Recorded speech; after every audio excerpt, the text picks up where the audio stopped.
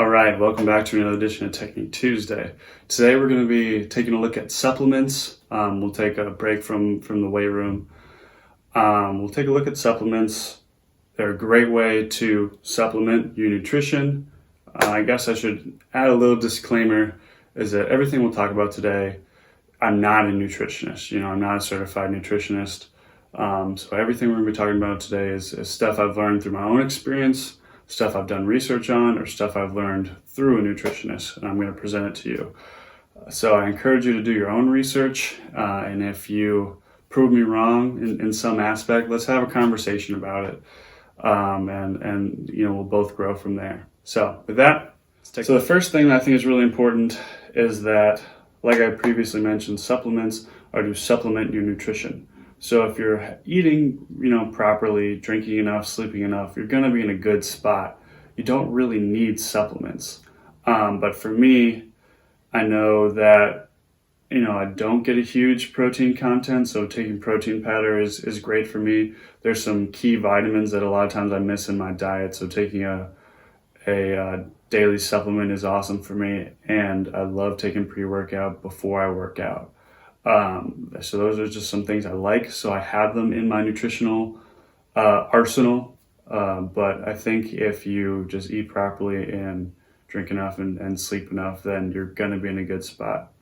So supplements are purely to supplement your nutrition or add to it as need be. First one we'll talk about is protein powder. A lot of athletes will use it. Generally, if you want to build some muscle, you need to have about 0.8 to 1 milligram of protein per body weight. So if you weigh 200 pounds, you should be eating 160 to 200 milligrams of protein per day, or consuming. So protein powder is a great way to supplement it. Keep in mind, though, that your body can only synthesize 25 to 35 milligrams of protein at one time.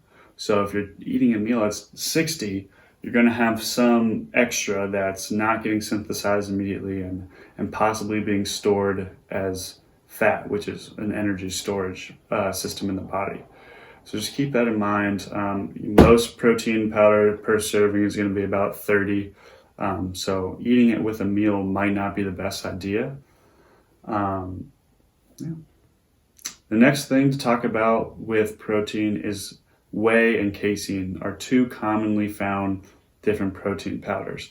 They're both made from animal products, so they're not something that I use personally, but for those of you that do, that's what you're going to find. Whey protein is synthesized immediately in the body, so once it's consumed, digested, it's ready to get to work. And casein is not. It takes about an hour for it to synthesize, so once it's digested, it's going to be stored, then used for its potential. Last thing to talk about with protein, and this really goes for, eating in general. It's a hot topic in the nutrition world, and it's the concept of an anabolic window. I personally don't believe in an anabolic window, just because I don't think that there's a set amount of time that your body can get nutrients. What it is that some nutritionists believe that there's a certain amount of time post-workout that your body is going to get the fullest effect of any nutrients that you consume. So people will like to take protein shakes or recovery shakes, 30, 45 minutes after a workout. I don't think that's super necessary. If that's something you like to do, go for it. But I don't think you're going to not see effects because you ate a meal an hour after a workout instead of 45 minutes, That being said, I do think you should eat after your workout. I don't think you should, wait 5 hours to eat something. So if you need a protein shake, that's great to have right after your workout and then eat later on, or vice versa. Whatever makes you feel good is what's going to be best for you. Okay, pre-workout. It's one of my favorite things. So I have 3 different kinds of pre-workout here for you. We'll just go piece by piece on what to look for and maybe what to stay away from. So the first thing is caffeine content. So before I say anything, if you're not super into taking all these, pre-workouts, because it is more than just caffeine. There's a bunch of other stuff in here. Just drink a coffee or eat an apple and drink some water. You'll get the same effect. But if you want some of the other stuff that's in some of these products, that's when you're going to have to start looking towards pre-workout. So caffeine content, usually you'll have about 200 milligrams per serving. You can be at 175, you can be at 225. This one has 225. This one is probably one of the strongest ones out on the market, and I believe it has 350 per serving. This is, I would say, an experienced athlete probably should use this one solely. Maybe not a beginner. With that being said, pre-workout is a lot based on tolerance level. So if you're new, you should probably take less than a full serving, and then build your way up to a serving, then build your way up a little bit more if you want to. Next thing to look for is beta-alanine. This is just some pure beta-alanine that I mixed with some other components to sort of make my own concoction.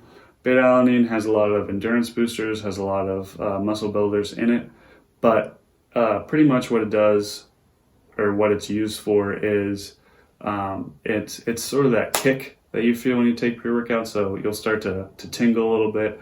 Some people like it. I'm one of those people. A lot of people don't. So if you're not a fan, again, sticking to coffee or something like that is going to be great. But also, you can buy it without beta-alanine or a low content of beta-alanine. Another thing I really like is to look for L-citrulline or L-arginine. Those are two natural ingredients that will promote your veins opening. So it's going to promote a lot of blood flow. You can also do the same thing with beetroot powder if you're going to go that way, which is awesome. I love beetroot powder, but it tastes gross. So definitely get some flavored stuff. Another thing, this is a pretty hot topic in the pre-workout realm, is creatine. A lot of people don't know what it's for. Generally, creatine is used for muscle growth, and it does that in a way of retaining water. So water is what helps you rebuild your muscles post-workout. So if you take pre-workout with creatine, you're going to break down your muscles during the workout, and the creatine is going to retain some water to help you rebuild those muscles and end up growing them in the process. A lot of people don't realize that, and that's why a lot of professional athletes will use cycling. And what that is you cycle yourself onto creatine, so you build up your content that you use, and then you cycle off, you take a break, you cycle back up. In terms of, level of danger, creatine is probably the one you're most likely to see some issues with, but that's only if it's used improperly. If you take 3 to 5 milligrams of creatine, which is generally what's in one serving of pre-workout, every day or every other day, you're going to be fine. You're not going to see any issues. It's when you're taking 20 or 30 grams of creatine a day is when you're going to start seeing some issues, and that's just not good for anybody. Last thing that's super important is supplements aren't regulated by the FDA at all, for whatever reason. I'm not completely sure. So that allows companies to pretty much do whatever they want. So we'll talk about a little bit that at the end, but one thing that a company does, and C4 does it a ton, is instead of listing all the ingredients they have, they'll write performance formula. And so they do that because the way you take it is you scoop it out of the canister. And so if you're just scooping it, you never really know how much content is caffeine, beta-alanine, this. So if they have a 350 milligram scooper, they know there's going to be 350 milligrams of performance formula in that scoop every single time if you fill it up. So some companies do that. Some of them will just list it for you, which is really nice. I tend to gravitate to the ones that just list it for you because I do like to know. With that being said, there are companies, NSF is probably the leading one. This protein powder is rated by, it's called informedchoice.org. And so there's companies that will do it and they'll regulate it sort of like the FDA, but pretty much they'll just say, all right, this is approved for, sports. This is approved for general use. Excuse me. And you always want to look for that because that's super important in keeping you safe Not that you're going to be in any extreme danger, but if you use it properly. Yeah. So one more thing about caffeine, as we just talked about, sort of regulating stuff. And like I said, you never really want to take more than 400 milligrams of caffeine. For a lot of people, that's a lot of caffeine. And I do know, just being a former NCAA athlete, if you take 800 milligrams of caffeine and are for some reason drug tested that day, you will fail, will test positive. If you're taking 800 milligrams of caffeine, this is just a general PSA. If you're taking that much caffeine, you're not having a good day for whatever reason. That's too much. You're not going to be able to function the way you want to. So just stick away from that. Keep it normal. Post-workout, there's a lot of post-workout recovery, smoothies, blends, stuff like that. I'm not a huge proponent of them because, again, I think if you just eat properly, drink well, sleep well, you're going to be fine. That being said, I have taken some and I do like the effects that I've seen. I don't think it's a good use of your money. All right, well, that's all we have for Technique Tuesday. Just a couple final thoughts. NSF, this one is trustedchoice.org. Those are two great resources to take a look at. There's a couple other ones out there. If you have any questions, please feel free to reach out to us through our website or direct message us on social media. We'll be more than happy to answer. That being said, eat well, sleep well, drink well. We'll see you next Tuesday.